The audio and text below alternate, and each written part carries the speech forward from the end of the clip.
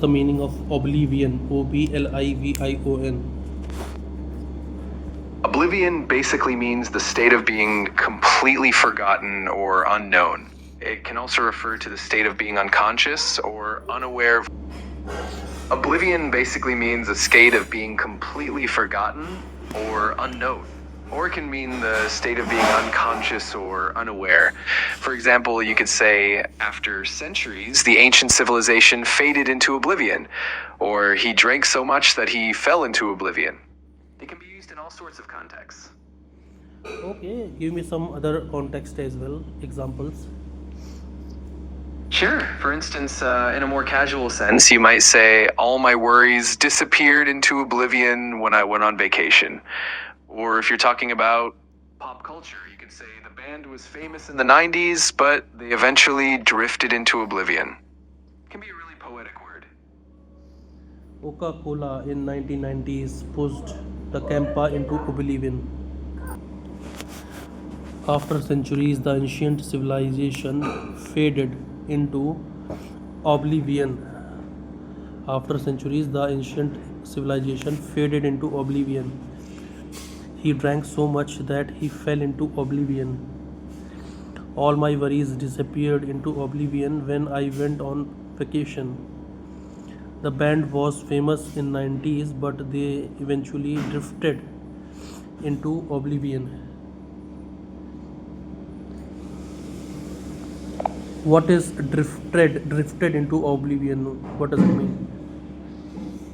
So when we say something or someone drifted into oblivion, we mean that they were gradually forgotten over time, kind of like fading away from memory or from public attention. It's like a slow, gentle process of being forgotten. What is the meaning of drifted? Synonyms of drifted? Drifted, it usually means to move slowly or gradually without a clear direction or purpose. Some synonyms for drifted would be words like floated, wandered, glided, or even meandered, depending on the context. It's often used to describe gentle, slow movement. Okay, so example of drifted like synonyms like floated, floated, wandered, wandered, glided, glided, or even meandered, meandered. Okay. Create a story with the word drifted and oblivion. Short story. Once upon Got it. I'll keep it short and sweet. So there was a small village that once thrived with activity and laughter, but over the years, people drifted away to bigger cities, and the village slowly faded into oblivion. Eventually, it became just a whisper of a memory, known only in old stories. What is the meaning of nudge? Nudge is maybe nudging, nudging.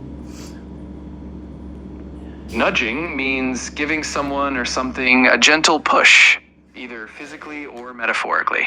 For example, you might nudge someone with your elbow to get their attention, or you might nudge a friend to encourage them to try something new.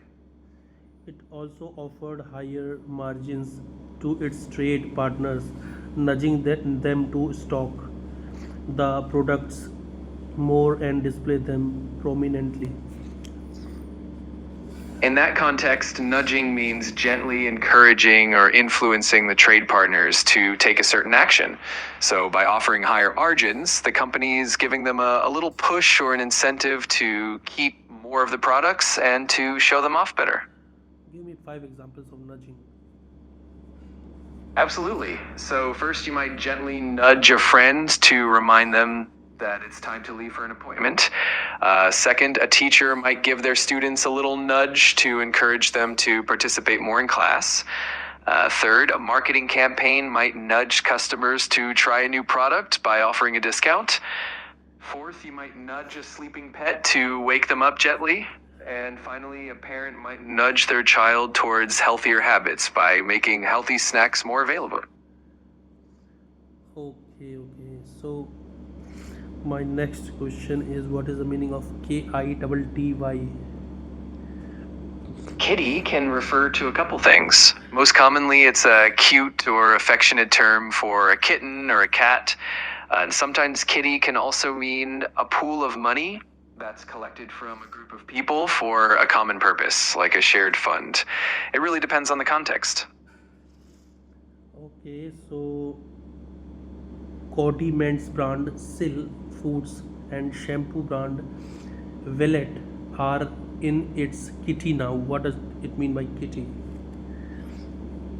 In that sentence, kitty refers to the collection or the group of brands that the company owns. So it means that those brands, like the food and shampoo brand you mentioned, are now part of that company's portfolio or collection. What is the meaning of condiments? CONDIMENTS. Condiments are basically the sauces, spices, or other flavorings that you add to your food to enhance its taste. Some common examples would be ketchup, mustard, mayonnaise, soy sauce, or even hot sauce. Basically anything that you add to give your food a little extra flavor. Okay, that's our condiments brand. Exactly. There are those tasty little additions that make our meals even more enjoyable. If you ever have any other questions, feel free to ask. What is the mustard in Hindi? In Hindi, mustard is called sarso, pronounced as sarso. It refers both to the mustard seeds and the mustard plant. Sarson. Okay, what is mayonnaise? MAYONNAISE. In Hindi, mayonnaise is usually just called mayo or mayonnaise, pronounced pretty similarly to the English word. It doesn't really have a different name, so you'll often hear it referred to the same way. Over time, however, Reliance would have to look at value creation through integration and innovation. Absolutely. As companies grow, they often need to focus on creating value by integrating their different businesses and coming up with new, innovative ideas. It's all about staying ahead of the curve and continuously improving. Ahead of curve means To be ahead of the curve means to stay more advanced or more innovative than others, especially when it comes to trends or developments. It's like being one step ahead of everyone else and anticipating changes before they happen. give me 3 examples of ahead of curves. Sure. For example, a tech company that releases groundbreaking new gadgets before its competitors is definitely ahead of the curve. Another example could be a fashion designer who sets trends that everyone else follows the next season. And lastly, a business that adopts sustainable practices early on before it becomes a widespread norm is also ahead of the curve. What is nectar segment? NECTAR.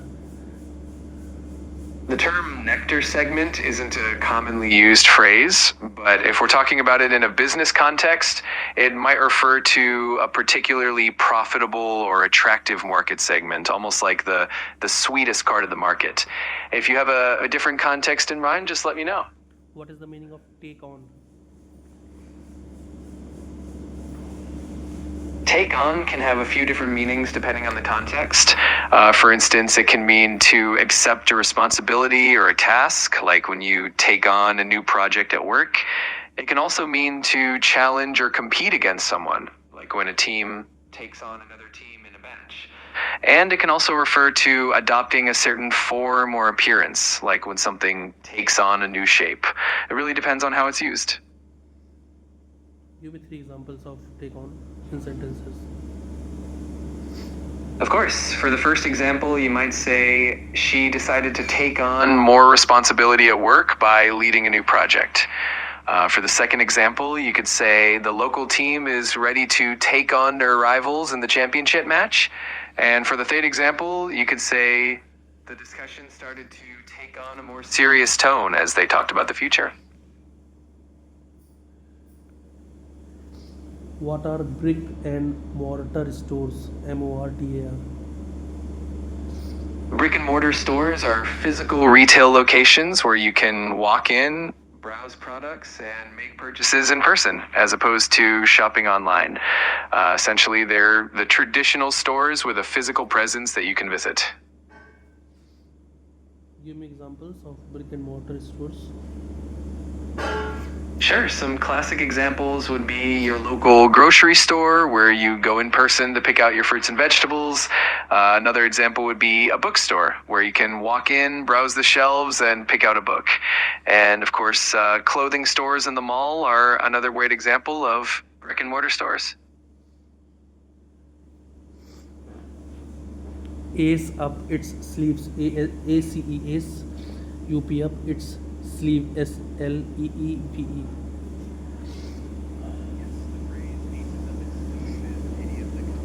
It means that someone has a hidden advantage or a secret resource that they can use when they need it the most. What is the meaning of ace up its sleeve?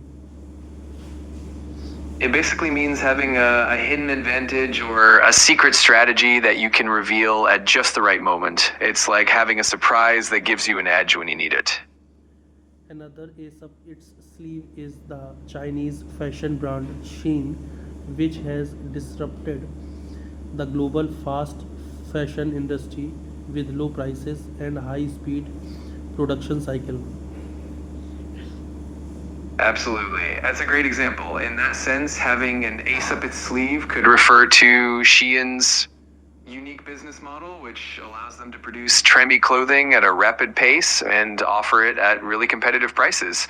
It's definitely something that's given them an edge in the fashion industry. What is the meaning of intense competition? Intense competition means a situation where there are competitors